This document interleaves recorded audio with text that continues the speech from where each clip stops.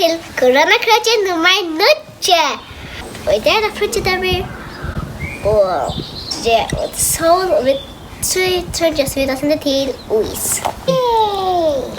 Fyra skulle jeg fara vi gjøre. I morgen, og du vet, smoothie. Og det er perfekt til å gjøre nekvangånis. Nekvar.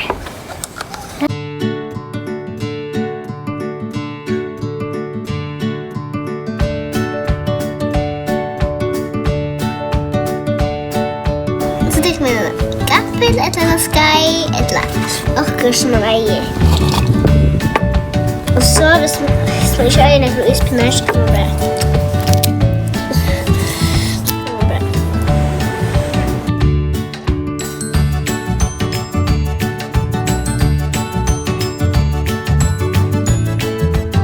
man bara papper och klipper ut och så tar man det med den här så det passar.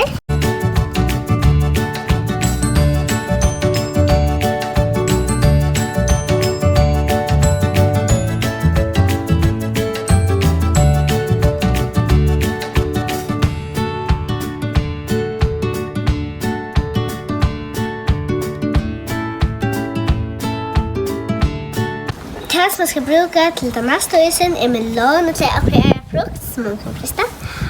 Och så en gaffel som man kan frysta. Och så det man och stinkar man här. Så här. Så dippar man han ner I choklad hvis man tar med det. Så. Och så tar man ett nötpapper eller vegpapper eller okkurt. Och så lägger man isen. Och så är det här isen klar.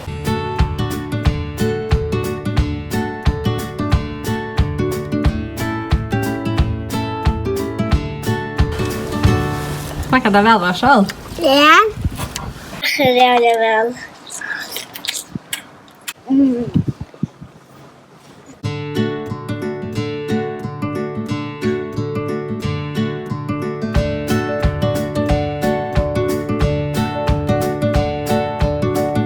Ska man bruka banan.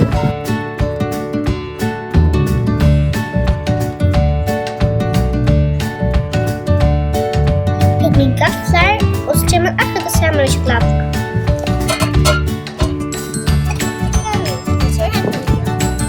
Om man vill så kan man köra också på. Så nej,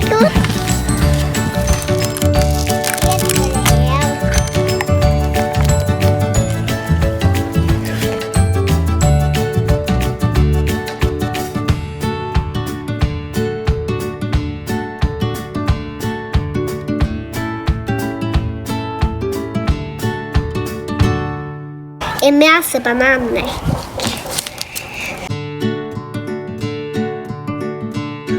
Vi går hetta och antingen kakao eller choklad.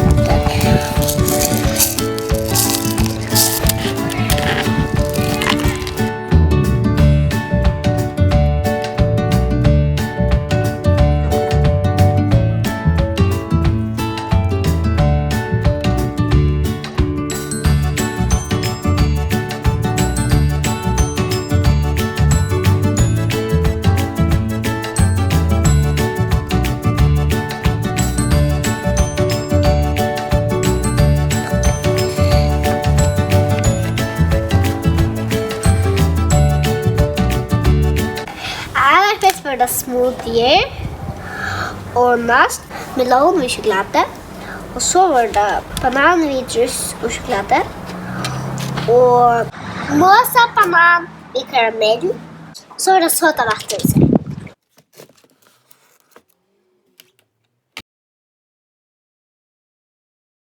Nu är det fryst och vi skulle för smaka det. Det är så jävla riktigt.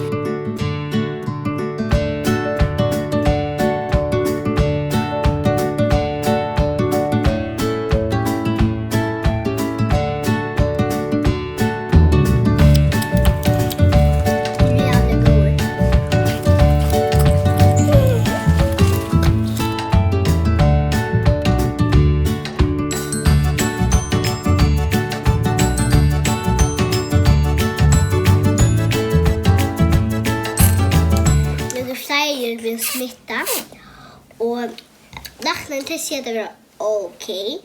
Alltså inte perfekt, men okej. Ska vi bli benchen? Nej, vi skulle inte ha bänken för det. Och han som bestämmer över skolan och badningaren och väggestoven, han säger att vi skulle vara hemma intill 18 påsk. Så vi skulle vara hemma långt, jag säger.